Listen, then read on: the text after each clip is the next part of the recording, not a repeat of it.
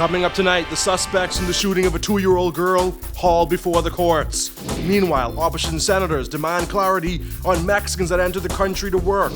Plus, the National Security Minister insists that police are ready for relaxed curfew measures.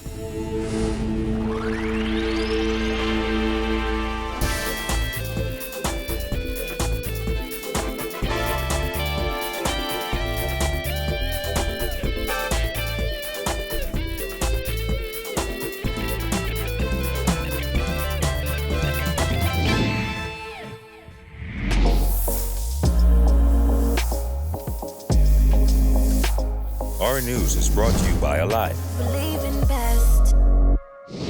Welcome to Our News and thanks for joining us. I'm Jared Higgs. Topping news tonight, the mother of the 2-year-old girl shot in Eleuthera cried out as the 2 men accused of shooting the toddler were escorted in the magistrate's court for their arraignment today. Bethany McDermott has the details in this report.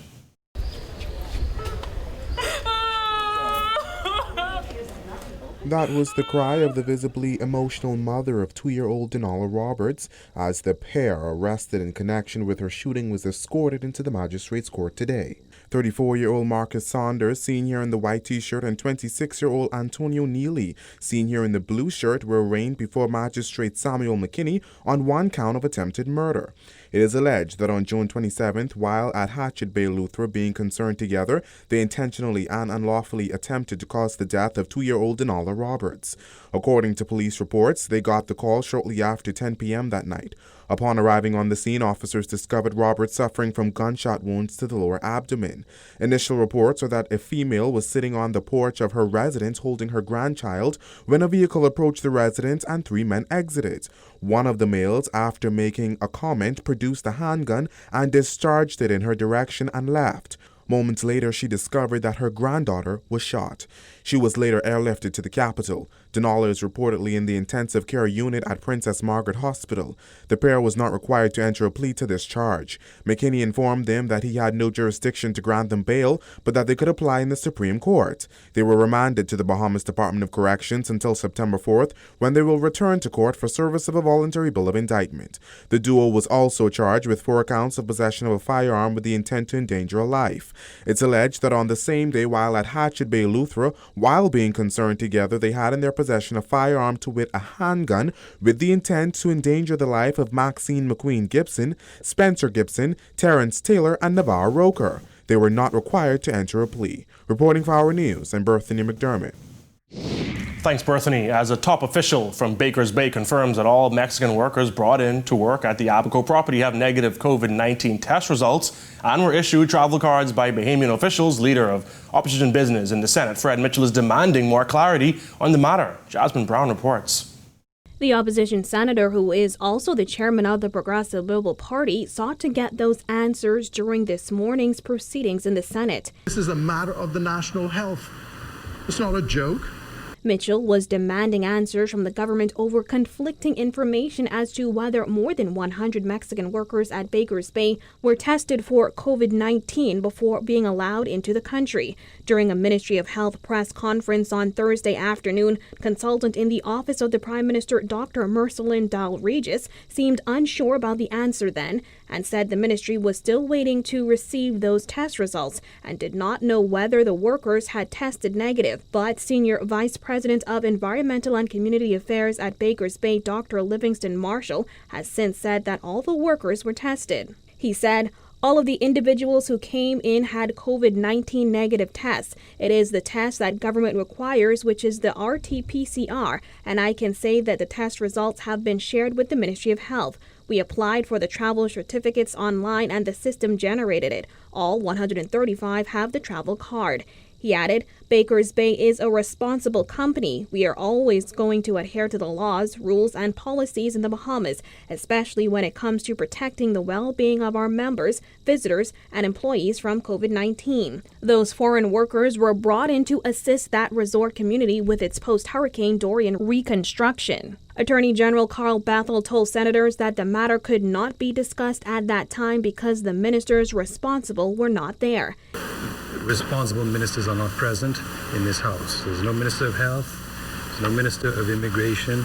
The Minister of Labor communicated with me this morning, long before I knew anything about this application, that he was indisposed and this morning. Mitchell did not accept that explanation and pressed for the Attorney General to address the matter. Madam President, that is a most extraordinary explanation. What we have in the public domain is the Chief Medical Officer and the head of the government's task force saying, we do not know. How is that possible? And then the leader for the government comes here this morning and says there's no minister. He is the leader for the government. When he is the government here. And so he has the competence to answer for the government. And under the rules, we're simply asking, we're not getting into debate, we're simply asking, is Rule 46, I believe it is, which says it's a matter of urgent critical importance, which would allow a discussion to take place, to say what we know and what has transpired. But Bethel would not budge. You are asking members on this side to engage in a discussion with you about a matter that they have no more knowledge than the general public. That is the reality. That's the reality. This is a matter that happened yesterday afternoon. We've not had a cabinet meeting since then in which ministers could be briefed by other ministers. And therefore, while it may be a matter in the public domain, I do believe that it is being addressed. Reporting for our news, I'm Jasmine Brown. Thanks, Jasmine. Bahamian Contractors Association immediate past president Leonard Sands is slamming the Minister administration over Baker's Bay Gulf and Ocean Club being granted over 100 permits for Mexican labor when he says skilled Bahamian workers could have gotten the job done. Kyle Joaquin has more. That is unacceptable. Should not continue, and that should not be the practice we become comfortable with in the Commonwealth of Bahamas. The images of 100 Mexican workers headed to Abaco to carry out work on Baker's Bay Gulf and Ocean Club have caused quite the uproar over the past few days, with many calling for answers as to how so many work permits were granted for foreign labor, while Bahamians continue to be laid off by the hundreds. And now Contractors Association immediate past president Leonard Sands is blasting the government's decision to allow so many work permits, saying the labor required for the work being done isn't something Bahamians can't handle. How do you test the fact that you say a Bahamian cannot perform this task, but this person who you're bringing in can? When did you give the Bahamian the test to see if he can perform this task? We have to mature and evolve this permitting process because, in my opinion, in a lot of instances, it's being abused. Back in early March, Immigration Minister Ellsworth Johnson told reporters that there were not enough Bahamians to handle all the construction work needed in the aftermath of Hurricane Dorian. When contacted by Our News yesterday, Acting Labor Director John Pinder said the amount of workers Baker's Bay sought to bring in was above his office, and it was a decision made by government. I believe that we have demonstrated for many years restoration work. In particular, Bahamians have done very well throughout the Commonwealth of the Bahamas. So I, for one, would need to see the details of the application and to understand what was so special, in particular, that a Bahamian company or companies could not have gotten together and do this work. Sands said regardless of when the permits were granted, the timing is horrible, particularly now that thousands more Bahamians are out of a job. But the Minister of Labor, I think, should come and clarify the issue because now the public has taken a deep interest in this because they're seeing persons afforded paychecks from outside the country when we're right here in the country and some of our people are not afforded these paychecks. And I would certainly put my neck on the chopping block that said, I believe that these skills that are said to not exist here do exist. Well, Immigration Minister Ellsworth Johnson said today in a statement there was an original request for 500 work permits, but that was refused and 135 work permits were granted. He added the goal of the developer is to employ up to 1,400 people, with the vast majority being Bahamians. He said there are 420 Bahamians employed on the project. He also confirmed that 134 Mexicans arrived in the country yesterday and each presented authorities with negative COVID-19 test results. The government's plan to table a proclamation of emergency from the Governor General suffered a slight setback in the Senate this morning. Attorney General Carl Bethel withdrew the latest proclamation of emergency from the Senate this morning after the opposition questioned whether the parliamentary session was properly constituted. The issue was raised by Leader of Opposition Business in the Senate, Fred Mitchell. We are asking whether this meeting is properly constituted for the purposes of laying this proclamation today. And we have examined Article 29, Sub-Article 3 of the Constitution, and it seems to require certain specific things to be done in order to convene the Senate with regard to the laying of this particular proclamation. Mitchell explained his reasoning.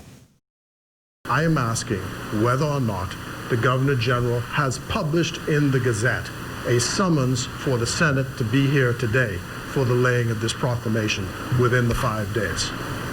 And if not, are we properly constituted to be here this morning? That is the question I raise. Following Mitchell's point of order, Leader of Government Business in the Senate, Carl Bethel, asked the Senate to suspend for several minutes. Bethel then informed senators he needed a longer break to ensure the process was being carried out correctly. I don't want to take chances with the Constitution, and on that note, I would wish to do two things. I wish to withdraw this tabling with your consent, if I may have the consent of the House to withdraw it. When the Senate resumed this afternoon, the Attorney General tabled the Governor General's proclamation, the COVID-19 regulations, and the gazetted version of the Governor General's proclamation to summon the Senate. This was the latest hiccup in a series of issues with the proclamation on Monday. A new proclamation had to be issued by the Governor General after the original one expired at the end of the day. Bethel took full ministerial responsibility for what he called an oversight. Still to come, are police prepared for when the nightly curfew is lifted? Plus, preschools prepare to reopen. Stay tuned.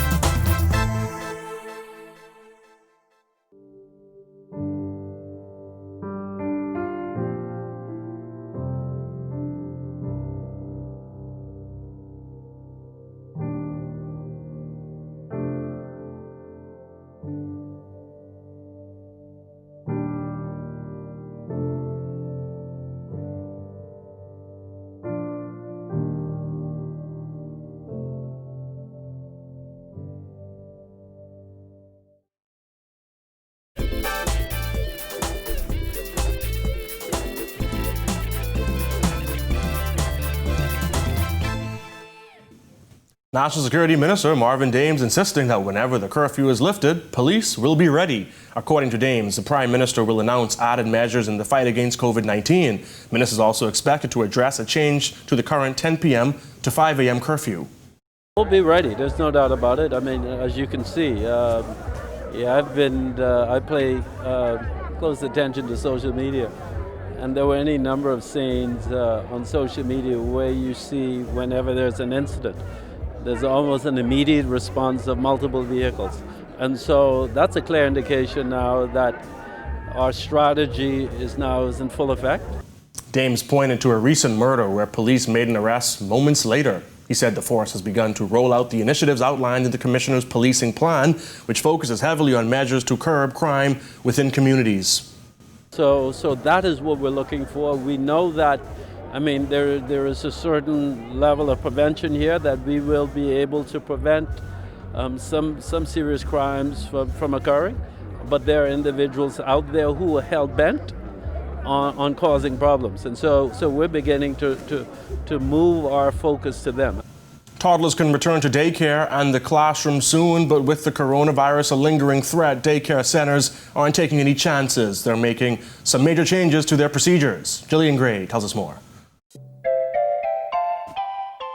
Circle time, playtime, and even afternoon naps could all look very different when preschoolers go back to school in about 2 weeks. With children with cold, it might be a simple sinus, but we have to take the necessary precautions. Children will be sent back with any colds, any temperatures. All schools will have to have their temperatures. We're talking about little children, but we're going to make it fun.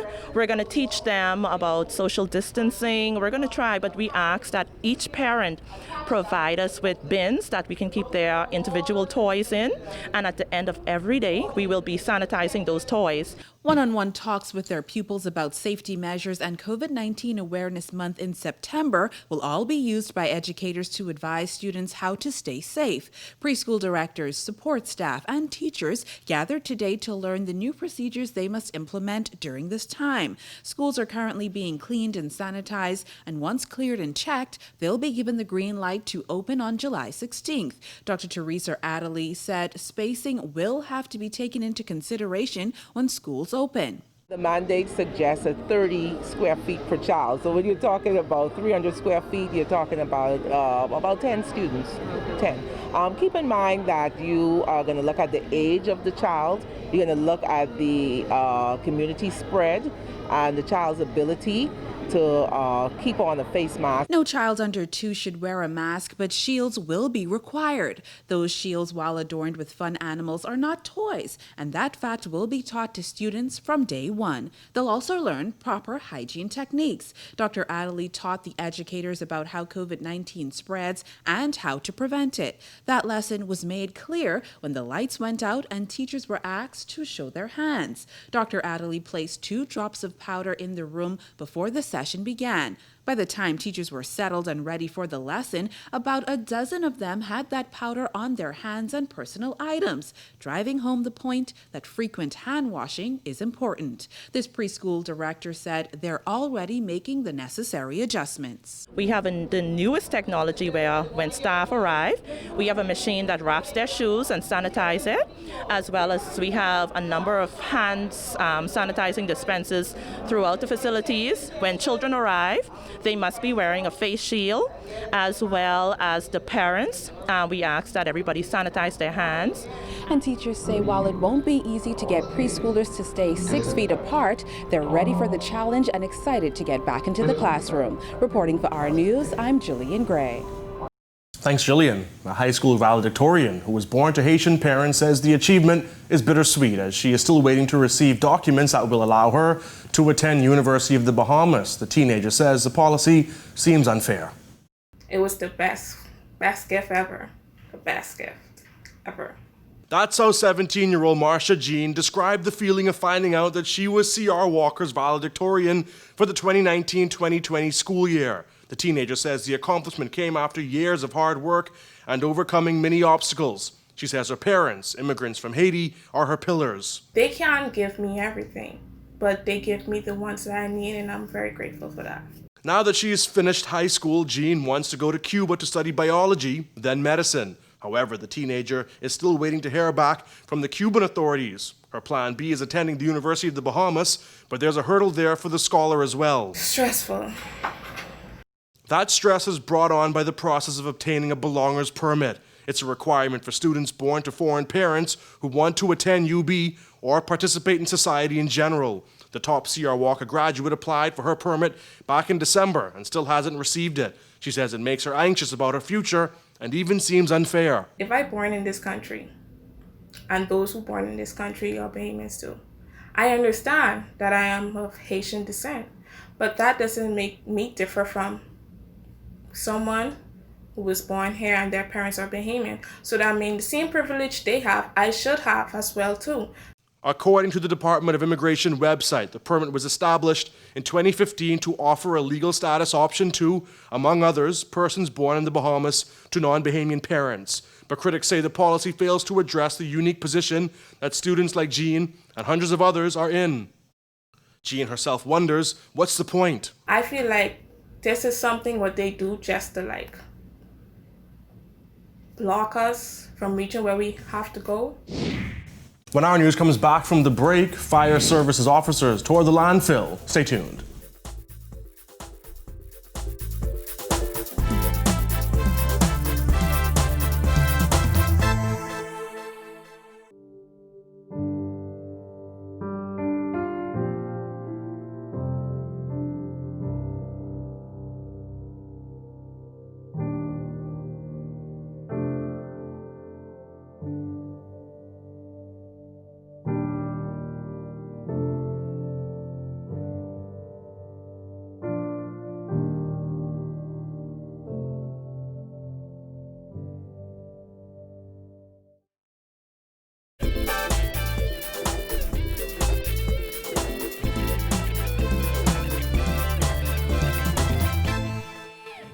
Welcome back. Senior officers of the Royal Bahamas Police Force toured the New Providence Ecology Park this week following a fire at the perimeter over the weekend. Director of Fire Services Superintendent Kenrick Morris toured the area as a courtesy visit after park workers helped in extinguishing the blaze on Sunday.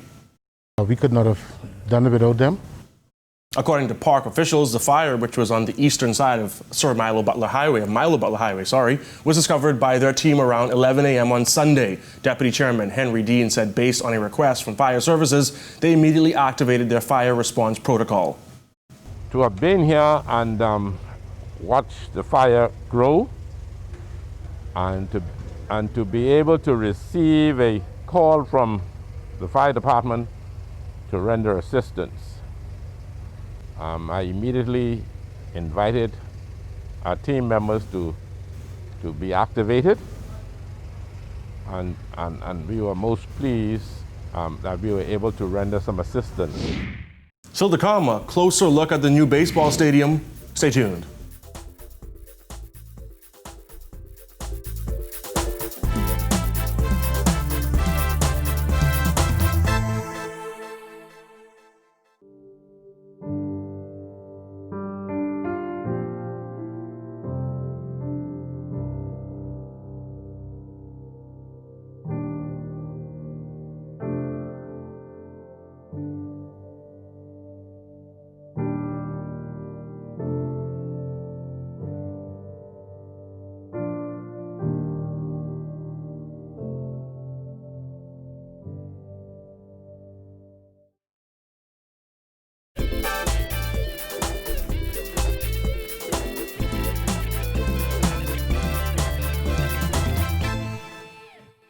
Tonight, we take a closer look at the new Andre Rogers Baseball Stadium as architects address potential safety concerns. Marcellus Hall has that.